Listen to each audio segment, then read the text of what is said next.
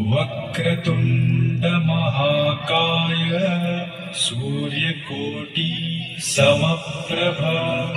निर्विघ्नं कुरु मे देव सर्वकार्येषु सर्वदा।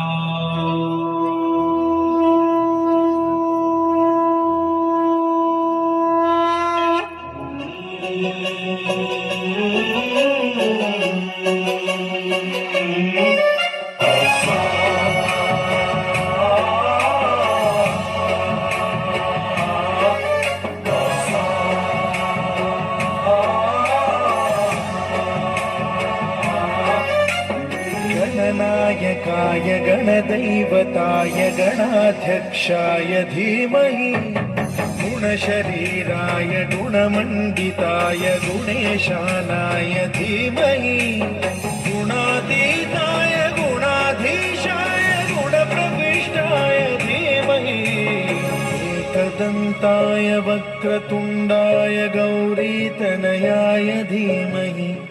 गजेशानाय भालचन्द्राय श्रीगणेशाय धीमहि एकदन्ताय वक्रतुण्डाय गौरीतनयाय धीमहि गजेशानाय भालचन्द्राय श्रीगणेशाय धीमहि गानचतुराय गानप्राणाय गानान्तरात्मने गानोत्सुकाय गानमत्ताय गानोत्सुकमनसे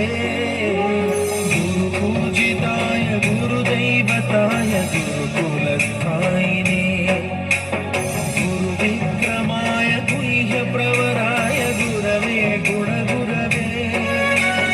गुरुदैत्यगलक्षेत्रे गुरुदैव सदाराध्याय गुरुपुत्र परित्रात्रे गुरुपाखण्डखण्डकाय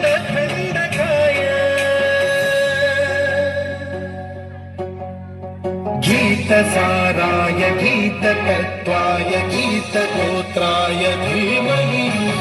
गूढगुल्फाय गन्धमत्ताय गोजयप्रदाय